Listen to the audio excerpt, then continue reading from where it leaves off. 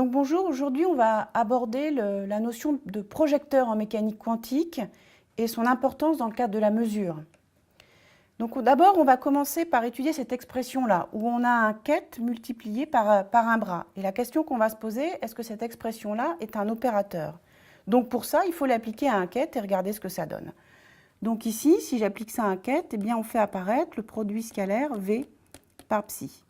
Comme c'est un nombre, je peux le déplacer et le mettre ici devant. Donc on a bien un opérateur. Cet opérateur, quand il agit sur le ket, eh bien on obtient un autre ket. Le projecteur maintenant, donc je considère une base de Hilbert phi n constituée d'un certain nombre de vecteurs et un ket psi quelconque. Ce ket psi, je peux le projeter sur le ket phi 1. Et on fait apparaître, ce qu'on a déjà vu dans une vidéo précédente, le produit scalaire phi 1 par psi. Et ce produit scalaire phi 1 par psi n'est rien d'autre que la composante du vecteur ket sur l'état psi 1. Donc ce nombre ici, je peux le déplacer encore dans mon expression, mettre devant le ket phi 1 et puis ce nombre juste derrière ici.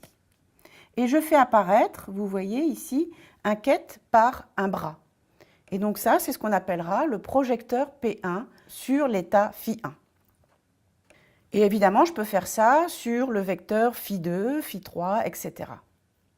La question qu'on peut se poser maintenant, c'est que est-ce qu'on a affaire à une observable?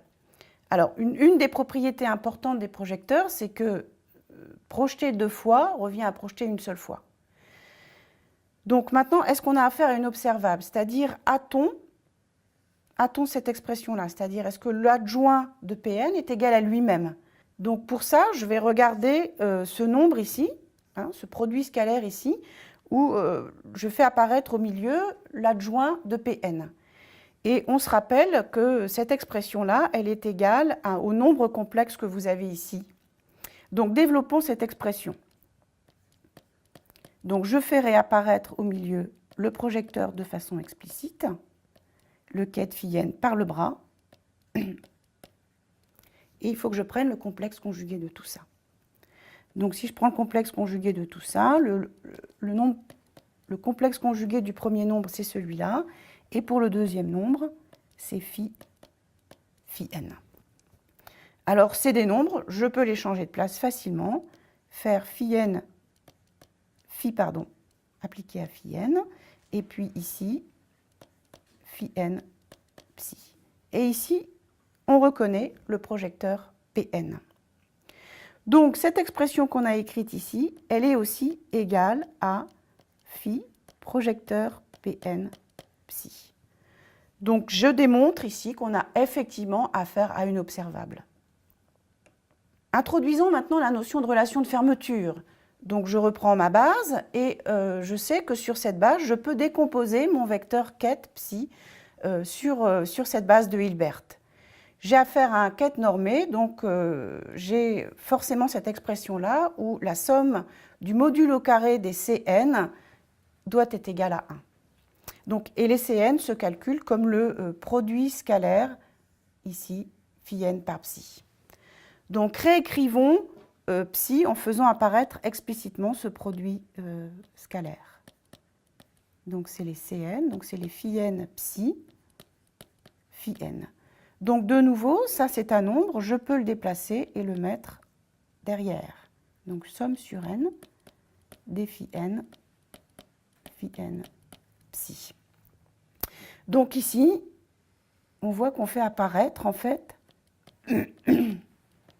la somme de tous les projecteurs de la base de Hilbert considérée. Et pour que le ket ici soit égal à cette expression-là, eh bien, il faut absolument que ça soit égal à l'identité. Donc cette expression qu'on a écrite ici, c'est l'expression qui donne l'opérateur identité à partir d'une base de Hilbert. Et cette relation s'appelle la relation de fermeture. Décomposition maintenant d'un opérateur. Maintenant, je vais considérer un opérateur linéaire hermitien de mon espace de Hilbert. Cet opérateur, je peux l'écrire comme ça, en faisant apparaître ici les relations de fermeture. Donc si je l'écris de façon explicite, on va avoir ça. Alors vous noterez que je fais apparaître des indices différents ici pour oublier aucun des éléments. Et ça, je peux le réécrire en disant que c'est la somme sur I J, les phi I, A, phi J, bras, phi J. Et au milieu ici, eh bien, on fait apparaître les différents éléments de la matrice qui représentent mon opérateur A. Donc ça, je peux écrire que c'est égal à somme sur IJ des AIJ, qui sont les nombres ici, qui sont au milieu, dans l'expression du dessus, phi I, phi J. Donc vous voyez que je fais encore apparaître ces expressions d'un quête par un bras. Si les vecteurs de la base phi n sont les vecteurs propres de A, alors on a tout simplement A égale somme sur I des AII, phi I, phi I. Tous les autres termes sont nuls parce qu'on est dans la base des vecteurs propres de A, donc j'ai une matrice qui est seulement diagonale, où j'ai des éléments non nuls sur la diagonale. C'est ce qu'on appelle la décomposition spectrale. Probabilité d'une mesure maintenant. Donc je réécris ici mon quête. Et je suppose que les vecteurs de la base ici sont les vecteurs propres de A.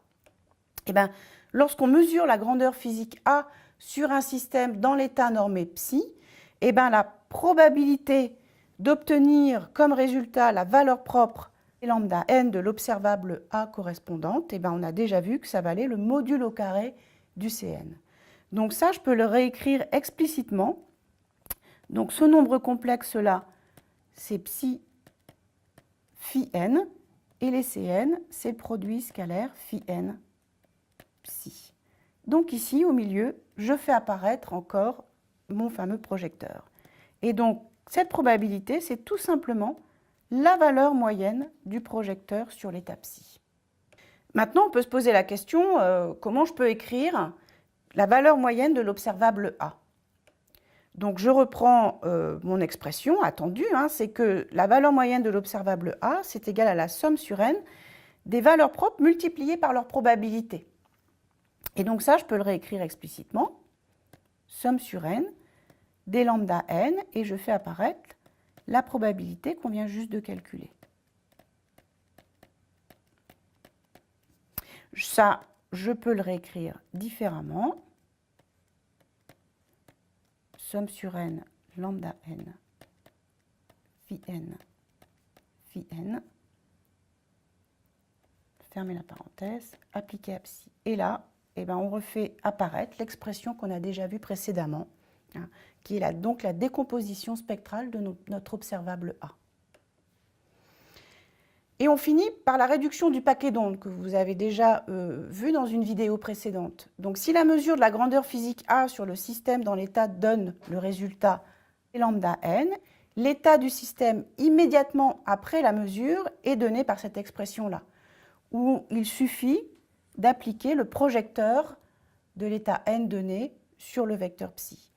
Et dans ces cas-là, ça, on sait que ça donne forcément le vecteur propre associé à la valeur propre lambda n. L'expression qu'on a écrite ici et ce qu'on a vu précédemment n'est valable que quand on a affaire à des valeurs propres qui sont non dégénérées.